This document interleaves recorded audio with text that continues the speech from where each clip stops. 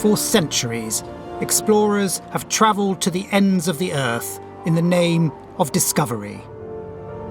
Along the way, they created our maps, captured our imagination, and became rooted in our history. Exploration has given us some of our greatest heroes and most memorable tales. But discovery is not all romance and glory. As exploration has been studied and re-examined, the very notion of discovery has been called into question. In this film, I'll be digging through the BBC's incredible archive. Nearly 70 years of documentary footage to pinpoint the monumental shifts in the story of exploration. Along the way, I'll discover why some explorers have remained our heroes, but others have been reinterpreted. One immediately takes issue with the cult of the hero.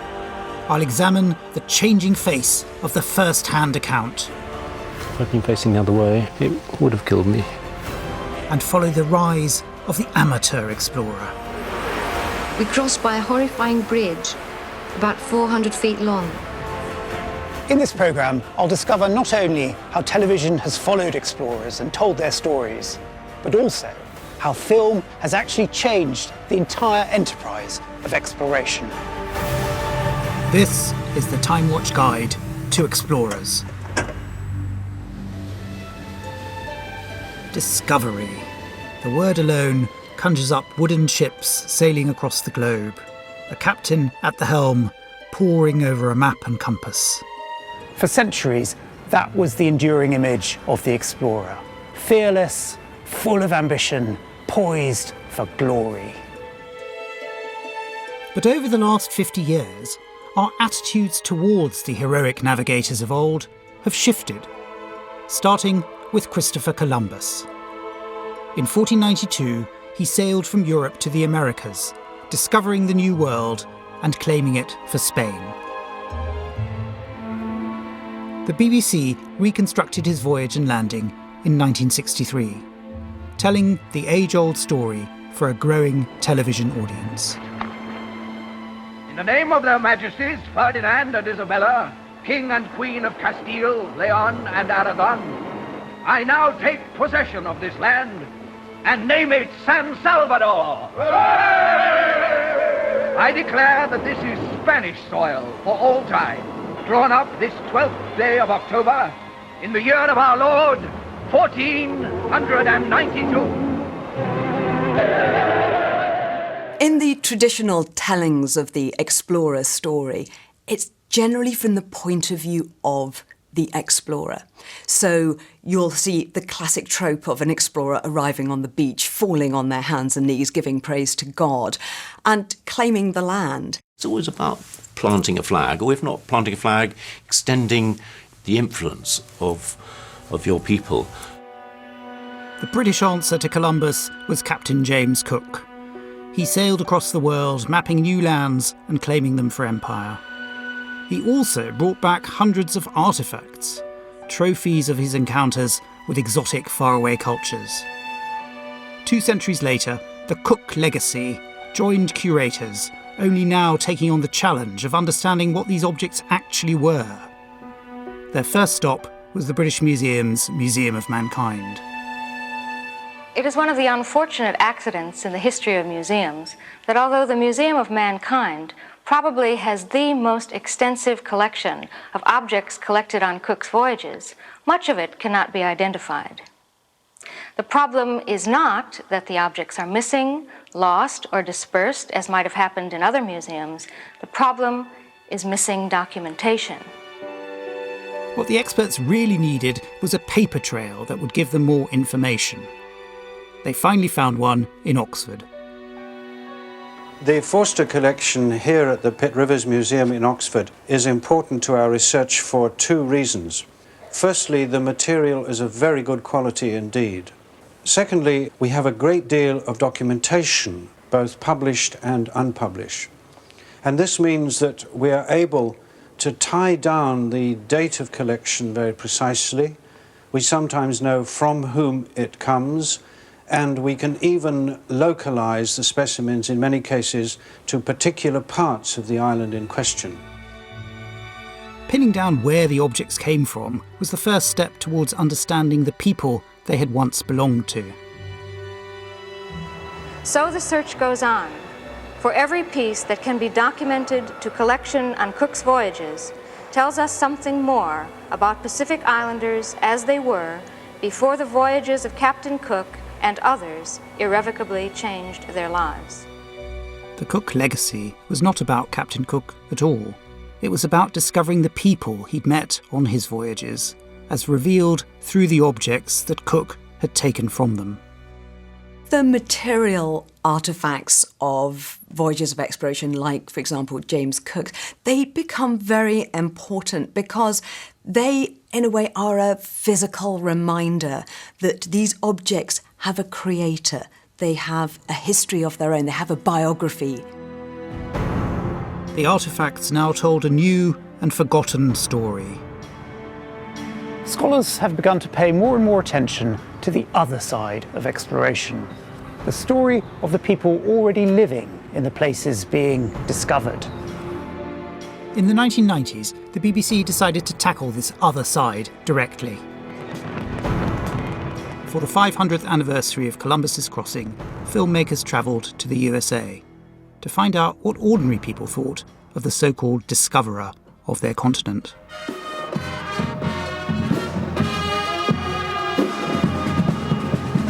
In New York City on October 12th, Columbus Day, he is an Italian hero. Something to be proud of, an Italian heritage, that an Italian discovered America. With no Christopher Columbus, we wouldn't be here right now. And irrespective of whether or not you hear about other people that discovered America, Columbus was the man that opened up the Americas to the world. But the programme also revealed that while Americans celebrated Columbus as a hero, local people in Mexico had a rather different take on his actions. To many of the America's native peoples, contact with Europe is still seen as having brought with it little but disease, servitude, and deprivation.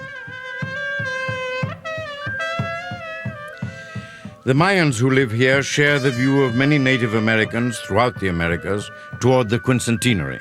The Indian point of view is that shouldn't be celebrated because the conquest, it means domination, the end of our own history as Indians. And that, of course, is not an occasion of celebration.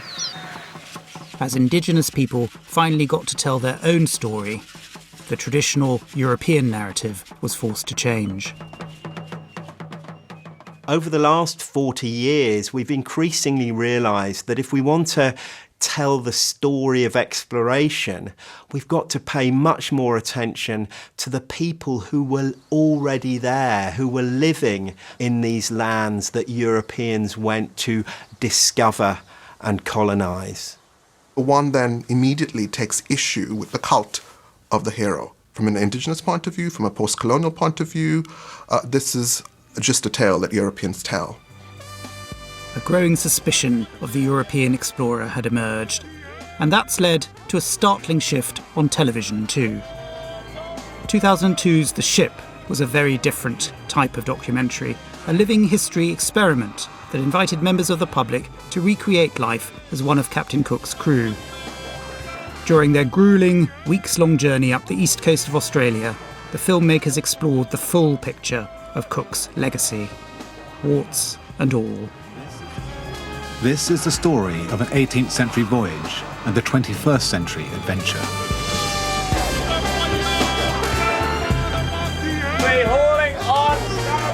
Our volunteer crew includes Royal Navy sailors, scientists, medics and historians. Also part of our crew, some of the people most affected by Cook's arrival in this part of the world: New Zealand Maori and Australian Aborigines. Along the way, audiences got a taste of the dangers and discomforts that Cook and his crew had experienced. Sailing a tall ship is a 24-hour operation. Alex, an Australian historian, is now clinging to a yardarm 130 feet above a rolling ocean. I've always felt that it was a dangerous temptation for historians to get their history exclusively from books. And coming here to a place like this to think about history is an extraordinary experience. It's certainly an extreme context in which to think about history. Everyone down the lines. Go, go, get! The programme also didn't shy away from the contentious aspects of Cook's journey and his legacy. In fact, it embraced the complexity of the story. I don't see him as a hero, but I certainly acknowledge what he achieved. His accomplishment. But the story is about Cook. But what about the people that were affected, and what about the amount of massacres that went on? Even after Cook. After Cook. And how the Aboriginal people were affected, and the Maori people. The film interwove the Indigenous perspective with the traditional story of Captain Cook. Bruce had hoisted the Aboriginal flag on the first day of our voyage. It's a moving symbol. I mean, Cook's too easily been assimilated to a kind of white myth, but the story is also a story of colonialism, of dispossession of Indigenous peoples, and it's very important that we don't elide that.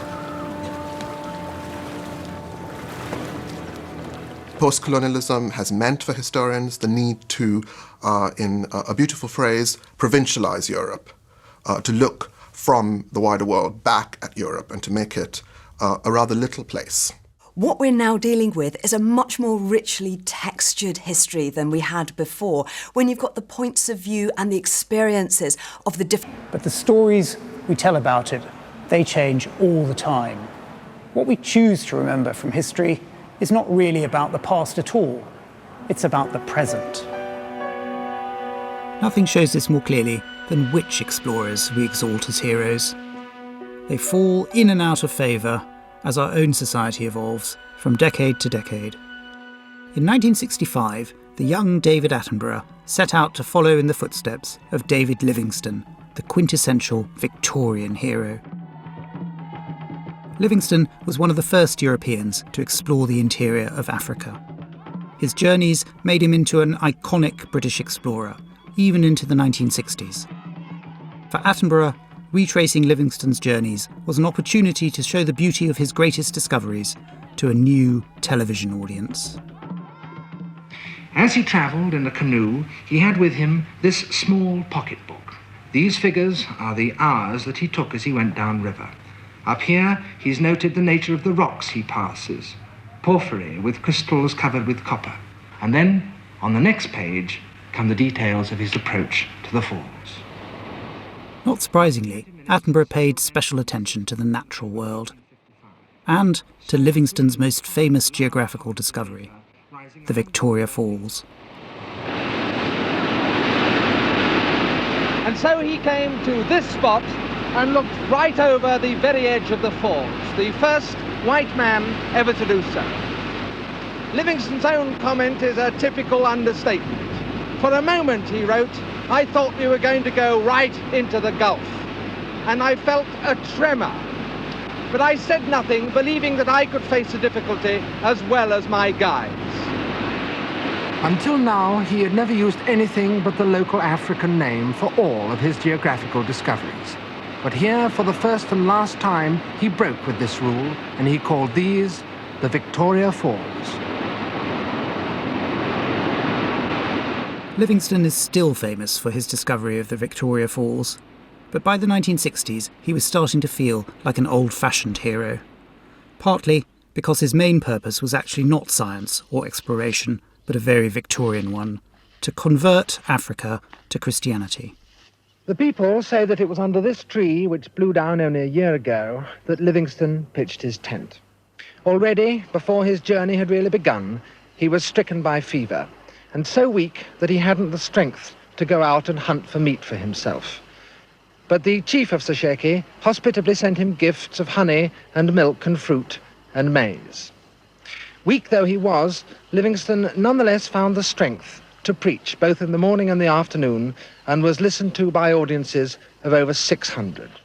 by the 1960s, the religious culture which had really sustained Livingstone's reputation, I'm talking about Sunday schools, missionary organisations, etc. Well, that has really ebbed away. It hasn't disappeared, and Christianity is still an important force in public life, but it has nothing like the power and authority which had kept Livingstone at the centre of the public stage through the 19th century.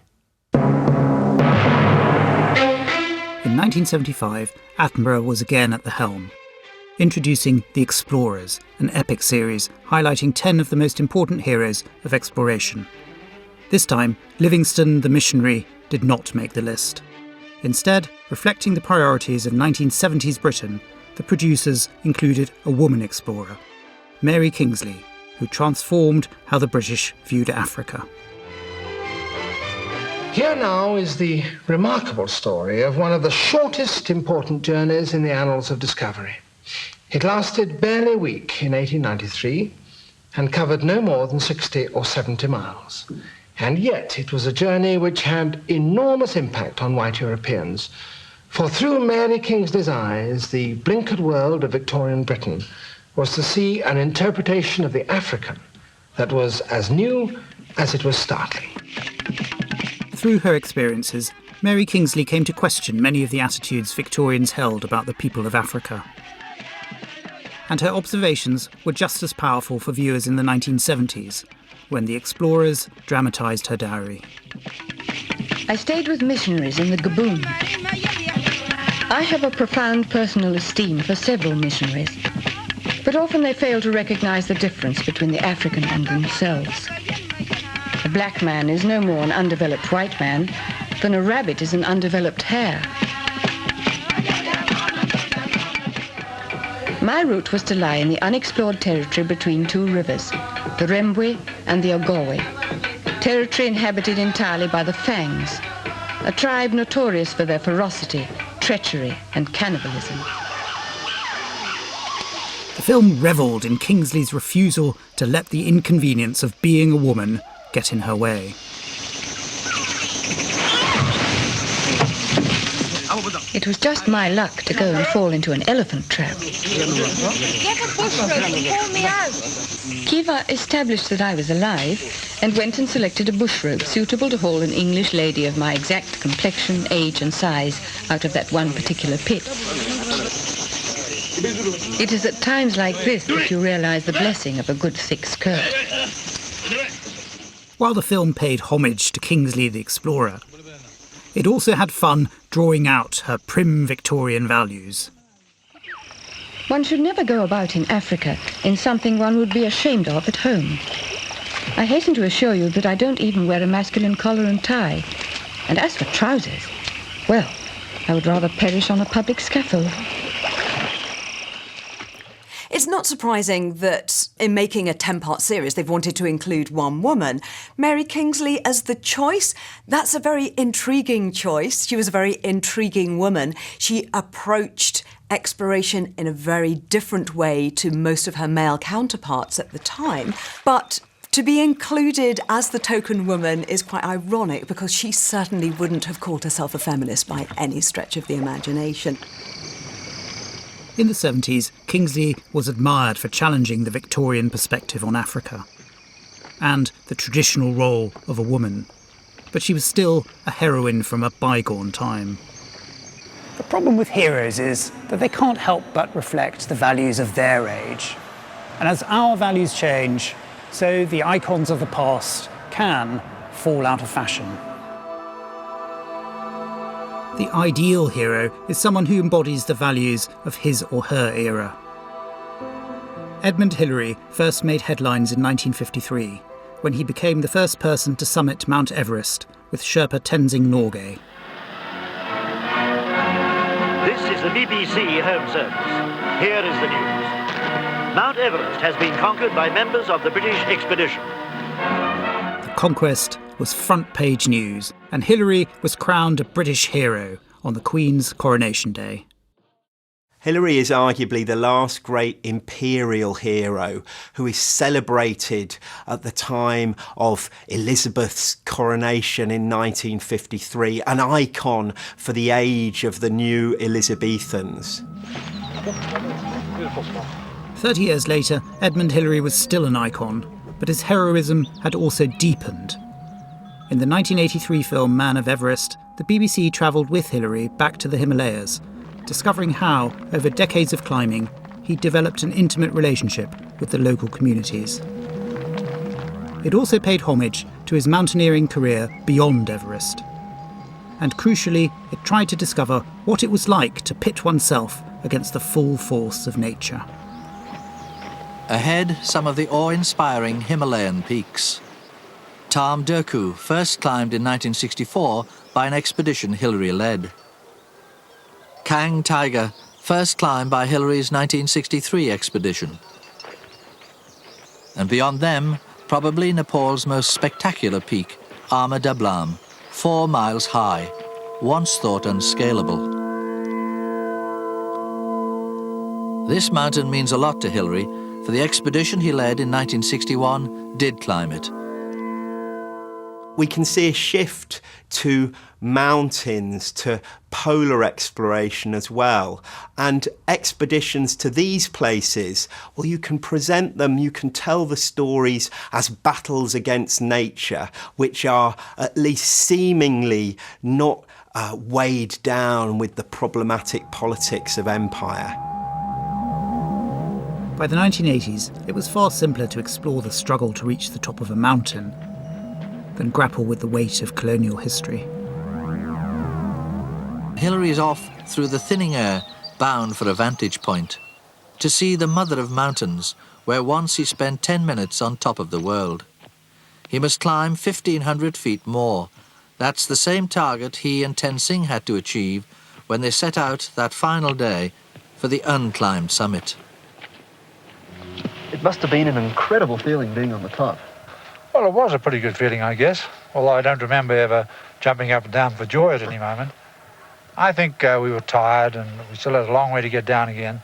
I think the best moment was when we actually finally got down into the Western Combe to meet all our companions and know that the worst of the difficulties and dangers were behind. Man of Everest tried to capture the heroic explorer's inner thoughts, the personal joys and the agonies of the quest. We're now in the era of one man against the elements, one woman against the elements. And that's merely a function of our time. We live in a very individualistic era. But it has meant that the world has become a stage, more and more. When it came to exploration, one of the 20th century's greatest stages was the world's largest unmapped territory, Antarctica, and the most coveted prize, the South Pole. In 1912, a Norwegian team led by Roald Amundsen beat Britain's Robert Scott in the race for the pole. Amundsen's team survived. Scott's did not. The fact that they had both reached the pole made them the great polar heroes of their age. But in the 21st century, their fame has been equalled by a man who never even made it to the South Pole, and is best known for a failed Antarctic expedition that turned into a desperate feat of survival. On the 21st of November 1915, 28 men were shipwrecked in the most desolate place in the world. Their journey to safety was one of the greatest survival stories in the history of exploration. A journey that would have meant certain death for all of them if it hadn't been for the determination of one man, Sir Ernest Shackleton. In 1914, Ernest Shackleton had set out to be the first person to cross the Antarctic continent. But before he even reached land, his expedition ship, the Endurance, was frozen into the sea ice and eventually crushed. He and his crew were stranded 1,000 miles from the nearest inhabited spot with no hope of rescue. Shackleton contemplated how to save his crew, recording his thoughts in a diary. Over 80 years later, his words were brought back to life in a major BBC docudrama. Strong leadership is my only weapon. On that depends the sanity of my brave companions. He was part of a society that believed in dignity and restraint. He had got his men into this predicament, and he would get them out through grim determination, if nothing else. It's not until the 1990s when there's really a revival of interest in Shackleton. Business scholars, people interested in leadership, begin to turn to this charismatic figure, this man who would say, if you don't take my gloves, I'm going to throw them into the water, so you've got to take them. A man who led from the front and inspired his followers through his charisma and personality.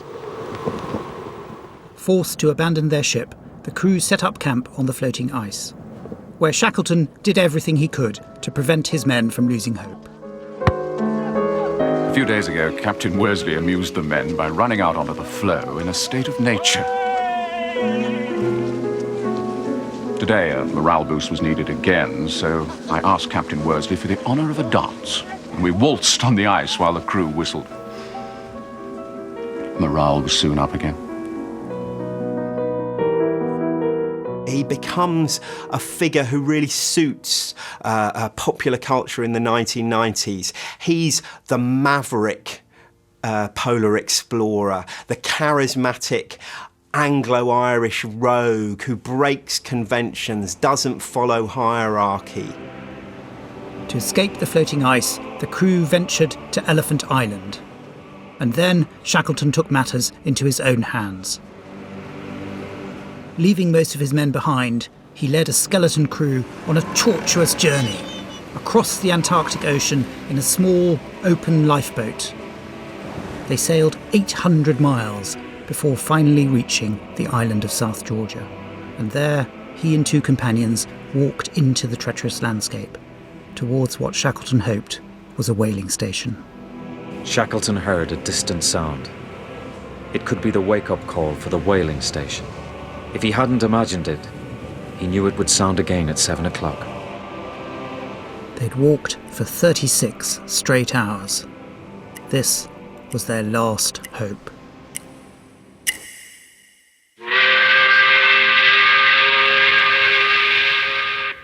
It was a moment hard to describe. Never had any of us heard sweeter music. This was the first sound of the outside world they had heard in 17 months. Incredibly, Shackleton and his 27 men would all survive. He turned an epic failure into one of exploration's greatest success stories. And so, in the 21st century, he's acquired an almost mythical status. There is a saying amongst explorers. For scientific discovery, give me Scott.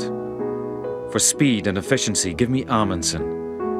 When disaster strikes and all hope is gone, get down on your knees and pray for Shackleton. The changing portrayal of our explorers on TV, whether the journeys of David Livingstone or Shackleton's trek to survive, shows us clearly how each age creates the heroes it needs and wants. For most of history, the story of our greatest journeys was told through the written word. A diary or a hand-drawn map was the closest we could get to the experience of an expedition. But in the 20th century, a new type of record emerged. The advent of film completely changed how explorers told their story. You have no idea how you're going to... In the 1960s, explorer Wally Herbert approached the BBC with a brand new idea. He wanted to film his next expedition for television. After initially doubting the idea, the BBC came on board and trained one of the 4 members of Wally's team as a cameraman. The result was a documentary chronicling the first ever journey across the frozen Arctic Ocean. A huge 16-month trek covering over 3,700 miles. The team started in Alaska and went all the way to Norway. It was a crossing that has never even been attempted since. I think that the appeal of this trip is, in every sense of the word, the bigness of it. The bigness of it just in time, and the bigness of it in distance, and the bigness of it as a challenge of human endurance. But for the viewer there was something else too. a glimpse inside the mind of an explorer, while he mused about his troubles, frustrations and fears, including his first crisis, miles of broken ice. Ahead of us, it was just a complete chaos of ice. I'd never seen anything like it before in my life. A mass of wet, jumbled ice, which wouldn't bear the weight of a man. The whole thing was moving. The film revealed the extreme isolation of the polar explorer. When the producers flew out to meet Wally in person, they were turned back by the shifting ice and had to settle for a radio interview. Ideally, we should have been by now about 87 degrees and on the other side of the date line. But that puts us, I suppose, well, I'm just guessing here a little bit, maybe about 250 miles or so behind schedule. Thinking now of the future, Wally, I believe you plan to start in March. Is it going to be dark at that time? It depends a little bit on the latitude. If we're at latitude 87, which is what I hope... Well, should be pretty strong twilight by the 1st of March. The viewer could see that even for the seasoned explorer, expeditions were precarious. Wally and his team waited out the winter, then continued across the ice. They were over a year into their journey, closing in on the North Pole. But still, success seemed far from certain. Approaching the North Pole is a rather unique experience. You're approaching the point on the Earth's surface where all the lines of longitude converge, and this is a very confusing place to be. It became a problem, rather like trying to step on the shadow of a bird which is hovering overhead, because the ice itself is moving. When they did finally pin down their location at the North Pole, Wally knew he and his men had won a place in exploration history. Because Scott and his men posed in a certain way, and Amundsen in a certain way, and because of our consciousness of history, we were more or less obliged to pose in the same way. You don't approach a feat like reaching the North Pole with a clean slate. You're bringing with you ideas of how you should be behaving, what's happened before, how you should stand, how you should pose, making sure you get that definitive photograph. But by this time we were feeling pretty cold, and we weren't too sure of the exposure. So I remember taking 36 pictures at the North Pole on every different exposure setting on the camera. Meanwhile, my colleagues were getting pretty bored and fed up with this. We're very familiar with images of explorers at the South Pole, and Scott, Amundsen, standing there heroically. But suddenly, with Wally Herbert, here was something visceral. You could see the beards covered in ice. You could see that pain in their eyes and that gritty determination that this moment was theirs. This was a part of history, and you, as a viewer, were part of that. By the time Wally and his team began the final leg of their journey to Norway, now continuing south over the ice, they felt like old friends to the television audience. For the first time in something like 14 months, we were heading in a different direction to north. We got the sense that we were heading for home at last. They travelled 12 hours a day, and then, within sight of land, the ice stopped them again, devastating the crew. All they could do was wait and hope. Miles away, the Endurance, a British ship scheduled to pick them up, waited too. The following morning, Herbert called up the Endurance by radio. Endurance, traction. Something had happened. 0199. At 1900 hours, GMT, 29th May. A landing was made after a scramble across 3/4 of a mile of mush ice and gyrating ice pans. This landing, though brief, concluded the first surface crossing of the Arctic Ocean. Crossing the Arctic Ocean wasn't just an exploration first. It was also a television first. Suddenly, millions of people could be on an expedition, experiencing the highs and the lows for real. They, too, could be an eyewitness to discovery.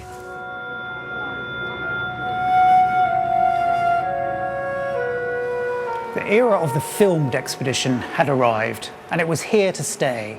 Suddenly, every cliffhanging moment from the smallest of expeditions could be broadcast worldwide.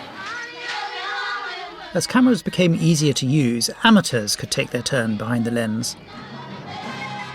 By 1979, the BBC was staging a yearly contest, sending adventurers out to make their own films.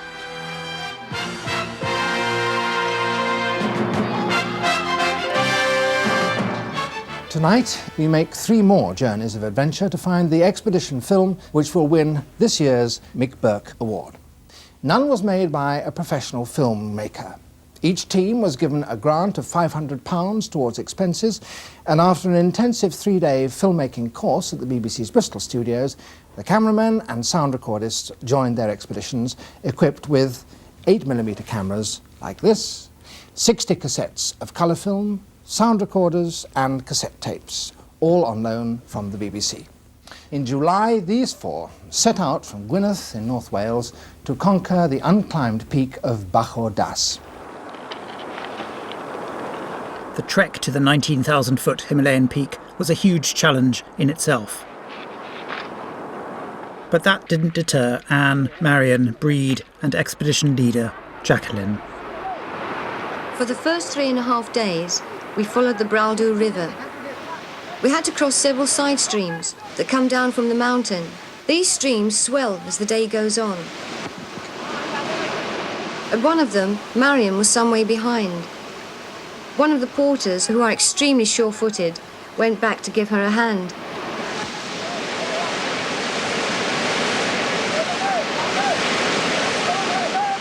Now that Marion and the team were safely across, it was time for a well-earned bath. For the first time, the audience saw the nitty-gritty of expedition life. It was absolutely fantastic being able to strip off and have a thorough wash without all the porters goggling at us. For Breed, it was foot inspection time. As for Marion, she decided to have a good go at her fingernails. With the downtime over, the toughest part of the journey to the base of Bachor Das began. Now we had to cross the raging Braldu River.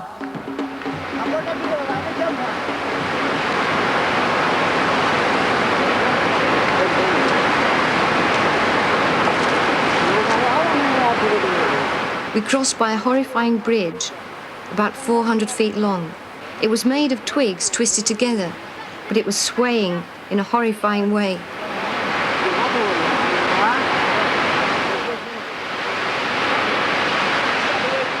The secret was not to look at the water, but only to look at what you were doing with your feet. The women's self-shot footage captures the adrenaline of the moment. God, isn't it horrifying? I know! I realised there were people behind me because it was swaying like buggery when I was coming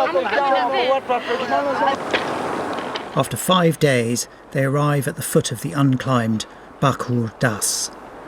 But then, the conditions turn against them. The exceptionally warm weather caused snowmelt on the peaks to flood the streams. Each day our waterfall turned into a thundering express train of mud and boulders. We very quickly got the impression that the rock on our mountain was not very solid.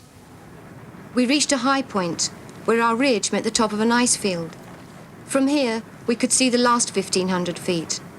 It was obvious to all of us that the conditions were going to be no different. A decision had to be made.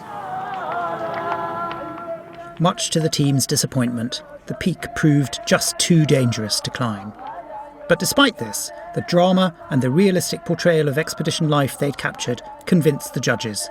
The women won Best Film.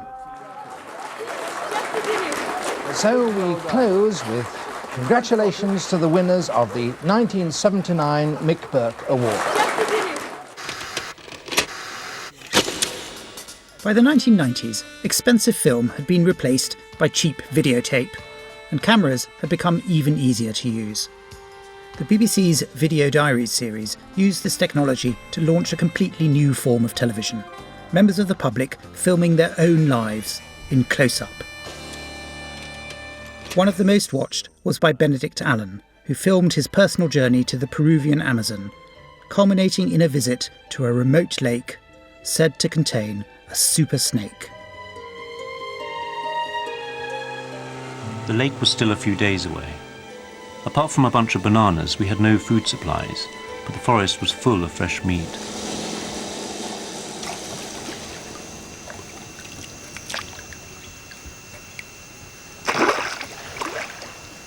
Alligators all around us, and not scared at all, coming within 1 foot of the canoe.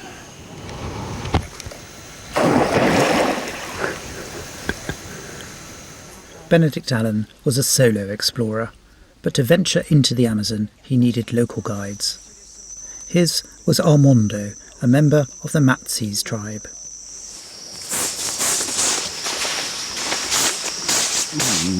So we're building our camp right on the Jaguars Trail.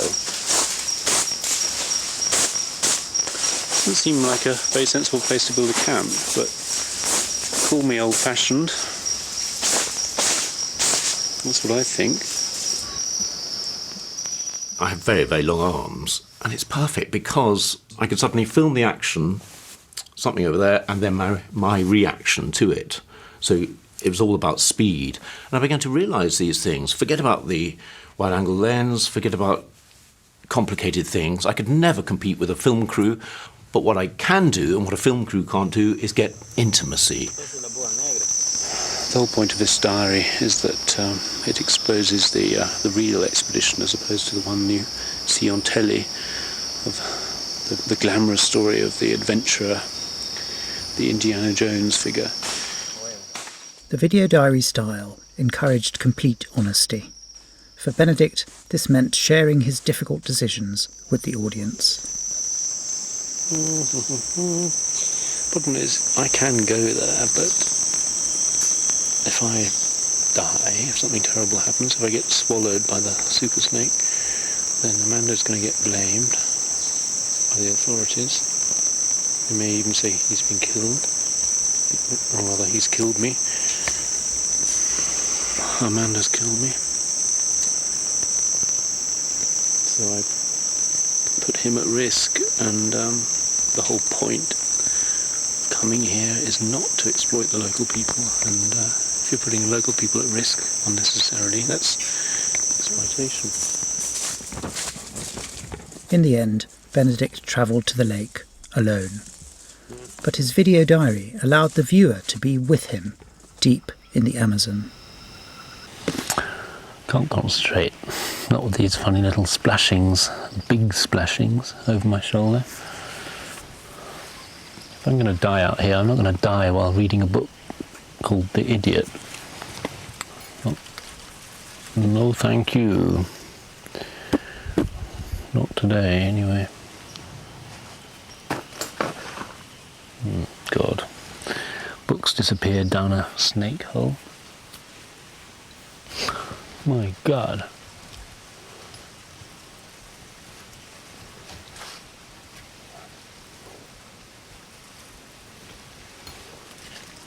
Okay, it's a tiger. It's a small one.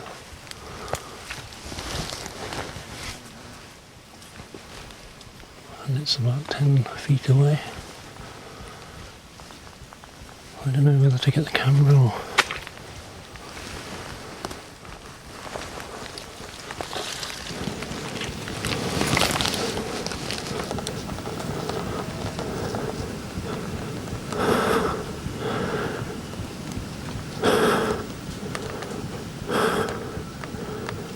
It's uncertain.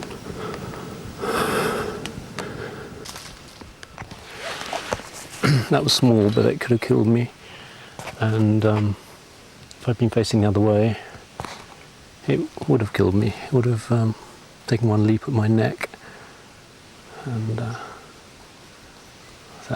would have been that. Goodbye, Benedicto. This is the single big change for me, that I was no longer quite alone. I could talk to this camera and get comfort from the fact that even if I died, well, I'd have my little camera to say my last words to. From Wally Herbert's epic journey in the 1960s to the most intimate moments of the video diary, television has steadily brought exploration into our lives, connecting us to the explorer like never before. Our world has changed. Cheap air travel has shrunk the globe, creating adventure hotspots in what were once remote places. And television has fueled our curiosity. Suddenly, anyone can be an adventurer, if only for a week or two.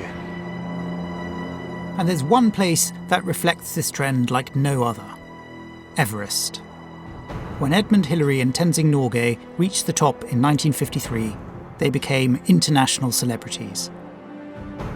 Within weeks, the BBC made them accessible to the public at large. The exalted heroes were brought into the studio to reveal the intimate details of the climb firsthand. We realised that this was really the crux of the whole ridge climb. So I wriggled into this cornice, and by a great deal of wriggling and how it worked, I was able to get up it. And any moment you thought the whole thing might go. Well, that was our main worry, I must admit. We didn't know when it would give way. Hesitated about the snake. From this first casual retelling of the climb, our fascination with Everest would grow. Also in the studio was Hillary's climbing partner, Tenzing. About the details of that. Some chance to climb again. I wonder whether a lot of English wives would like me to ask him what does his wife think about all this going off in the mountains.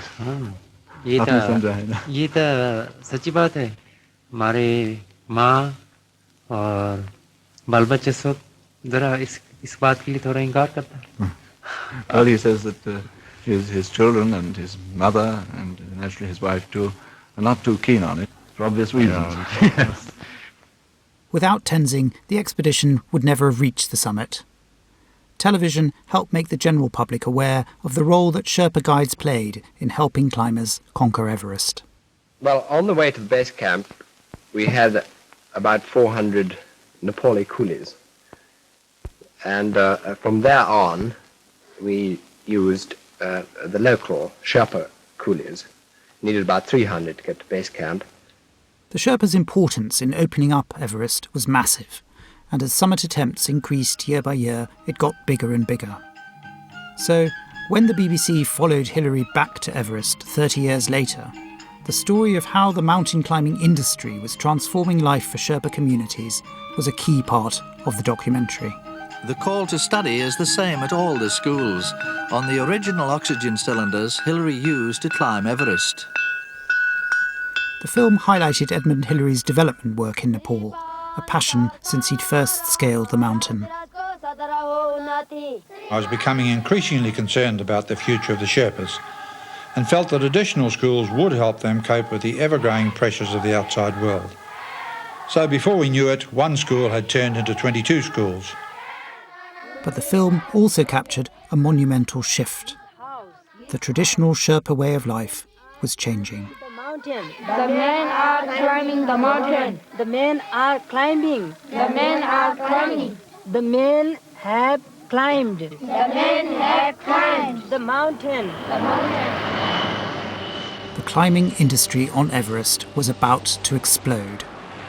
Throughout the 80s and 90s, mountaineering became an increasingly popular pastime. But as more and more people climbed Everest, reaching the top was no longer enough. In the late 1990s, the BBC joined a group of climbers not just interested in mountaineering, but in discovering the story of those who had gone before them. May 1999. A joint British-American expedition is about to climb the north face of Everest. But this is no ordinary summit attempt. The team is about to make mountaineering history in their search for evidence of two legendary British climbers who disappeared in 1924. Climbers had long debated whether George Mallory and Andrew Irvine had summited Everest before going missing. No one knew. But their ill-fated attempt had made them into legends and left behind the mountain's most enduring mystery. What really draws me to this particular expedition is this hunt for Mallory and Irving. To climb this mountain again, I've been here enough, I know how to climb it. But to try and get inside somebody else's head and to try and touch a piece of history, that is utterly fascinating to me. Mallory and Irvine are just two of nearly 300 people who have now died trying to reach the top of Everest. But looking for the remains of these two was controversial. Some members of our expedition team may have some personal reservations about searching for bodies on Mount Everest. I think we all agree that to be able to contribute additional information to what is the mystery of the mountain is ultimately going to contribute to a better understanding of the mountain and its human history. The team know that finding Everest's greatest lost heroes will make headlines around the world. It's their way of winning themselves a place in the history books. There are quite a few folks in other expeditions that would love to scoop us on this thing and find us. And the search site is not too far from high camp. Early on the morning of the 1st of May 1999, the team leave Camp 5 and climb high up on the north face of Everest to begin their search. What they found proved as significant as any summit attempt. Eventually I saw a blue and yellow object fluttering in the wind. And I looked over to my right, and all of a sudden I saw a patch of white that wasn't rock and it wasn't snow. And all of a sudden, I'm gonna go look over here. And as I started traversing closer to this, I saw what appeared to be the lower part of a leg, and it was a heel. The radio calls started coming in about hobnail boots. I just heard hobnail boot, quickly unzipped it and said, "What?" We had decided that once we made any contact, as quickly as possible go into radio silence because of the security of the radio calls. And we knew other expeditions were listening, and we knew that everybody in Nepal could hear us. You can see a boot. Second boot appears to be on his foot. The leg is angulated fracture, so first guess is that he took a fall. Again, you can see rope around his body. Okay, these are the collar. Here, commit. Here, wait, this is George Mallory. Really? George Mallory. Oh my God. Oh my God. See that? George Mallory. Oh my God. The failure that human beings experienced in going up Everest in turn drove the need to explore it, to reach the top. Finding Mallory didn't prove if he'd made it to the top, but telling the story on TV helped cement the mountain's iconic status. Another film, made in 2003, revealed how, in the 50 years since it was first climbed, Everest had also become a mecca for casual trekkers. For most of these amateur adventurers, the goal isn't to reach the top, it's base camp at the bottom. From Gorak Shep, a 3-hour walk up the adjacent peak of Kalapatar gives the best view of Everest a trekker can get. When the sun shines and Everest is clear, hundreds of trekkers make their way to the top every day, each one of us reaching our own personal summit. Well, actually, it's been a lifelong dream to come to Everest and come to Nepal, and it's been more than I could have hoped for. It's been very overwhelming. When I went down to base camp, I just burst out crying, and I feel tearful at the moment, yes, because I finally achieved it. Guys, your best and last once. And cheers! Thank you! But there is an easy way. For the cost of a 2-week trek, you can have half an hour hovering above base camp.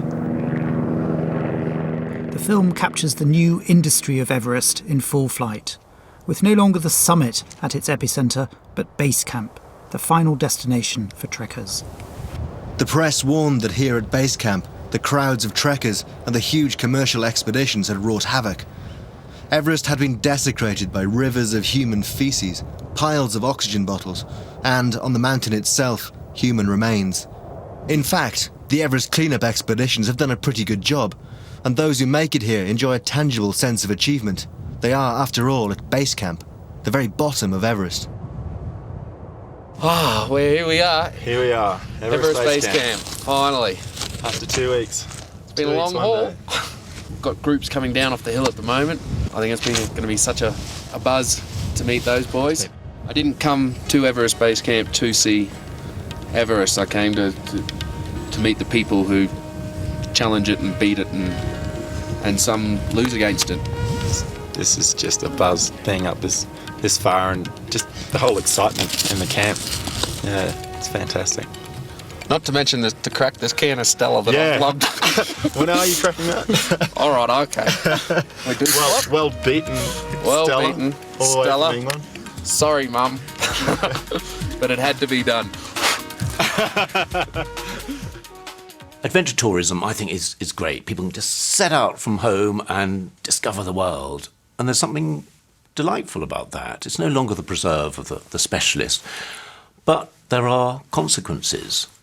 And those consequences can be grave. You're starting to develop a tourist industry in a place which was isolated, self-sufficient.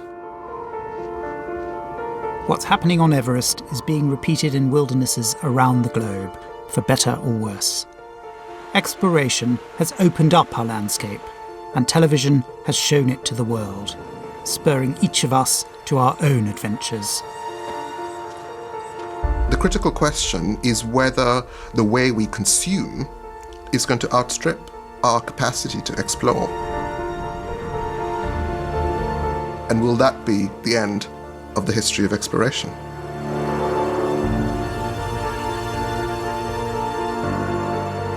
As I've examined how television has told the story of exploration, I've been struck by just how much our notions of conquest and discovery, even our very heroes, change from one generation to the next.